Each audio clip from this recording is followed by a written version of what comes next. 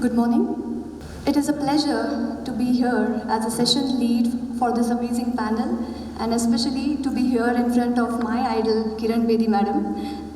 I'm sorry if I make any mistakes out of excitement, but I hope that by the end of this session, we get many more new ideas and new insights. So a brief introduction. I think all the panelists will start with introduction about our work. I am Gauri Mansrekar, founder of Punk Foundation, and my foundation has been working at grassroots level for rural women and children from past 14 years. And I think that the three core areas which need attention on immediate basis at grassroots level are: first is to wipe out poverty with the help of education and skills. Second is to fight inequality. And third is to tackle climate change. And these are the three audacious goals of my organization as well.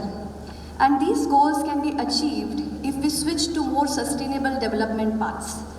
That is where CSR plays a very important role, because for sustainable development, we require very strong ownership. We require robust implementation and good funding.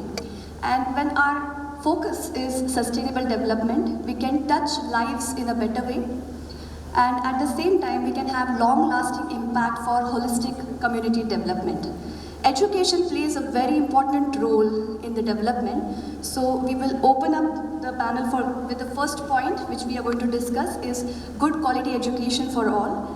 And may I ask Sonali madam to give her inputs on the same. A very good morning to everyone, and thank you, Gauri, for this opportunity to speak first. But thank you for the invitation. I really appreciate this panel to take up a very critical theme of education. Two of the biggest setbacks that COVID has left with us is a learning loss and mental well-being. These two issues have emerged as very, very critical issues. And I'm from Sesame Workshop India, and we work on the theme of education, particularly for children between the age of 3 and 8, that is the early years. We focus on foundational literacy and numeracy. I just want to bring attention to this because many a times, as we have been speaking, that older children are losing out, they have to get on with jobs, etc. And the younger kids are left out of most of the discussion. We feel that they will catch up. There are years that they can grow up and they will learn. But unfortunately, that's not the truth. In the early years, the brain formation is the fastest. The synapses that are forming in the brain are the highest at this point of time. And therefore, the child's ability to learn is also the fastest. So if we are not giving the right stimulation at this age, the child will have a setback. And that window is closing really rapidly, and it will not open again.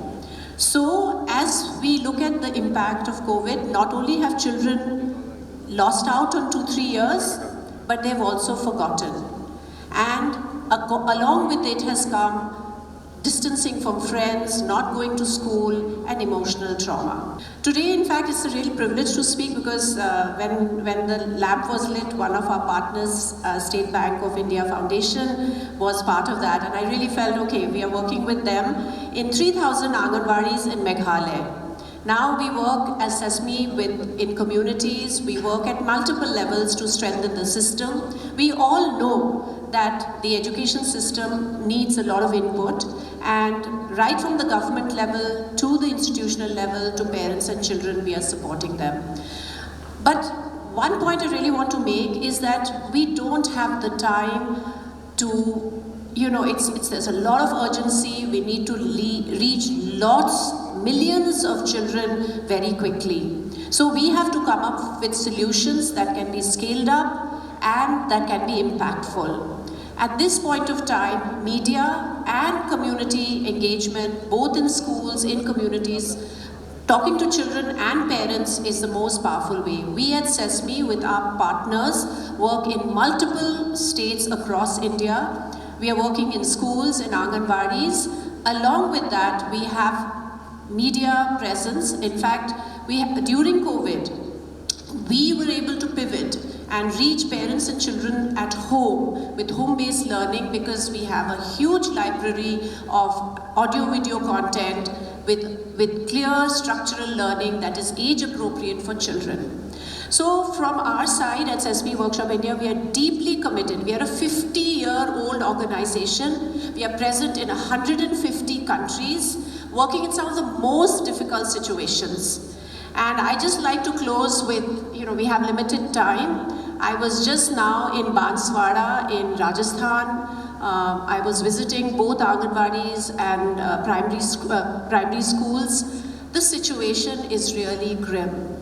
Not only is there a challenge of infrastructure, but training and capacity of those people who are left with the charge of mentoring the youngest minds in the country. As a group of informed individuals, as leaders of the economy, I think where we really need to invest is in this generation. Because as data and statistics shows us, that if we don't, both in the coming times, it will not just impact our GDP, but the earning levels of the next generation, plus the skill of this country. So with that, I hand it over to you, Gauri. Thank you so much. It's been a great privilege to be at the opening panel. Wonderful insights, ma'am. I have been working, in a place called Chikkodi, which is a very small place in Karnataka. So I would like to add a few more points to your things, ma'am. That I think that in India, education, good quality education is available to those who have the resources to access it. And especially in rural India, I have seen that girls who come from economically weaker backgrounds, they face a lot of problem during their growing age, and when a family has to prioritize, it is always the boys who get the preference and girls drop out from schools after high schools. And midday meals, which have been started by the government, is a wonderful initiative to tackle nutrition issues and to promote education. But I have seen that in rural areas, girls have been sent to school just because one meal gets sponsored for free. And what we actually have to work upon, I feel, is that the quality of education which is being given in the government schools. Another point which I feel should be added in our education system is that many rural women could not afford education during their growing years. So we are lacking something like skill-based programs for such women. For that matter, skill-based programs even for children from these rural belts. That is something which is the need of the hour. With that,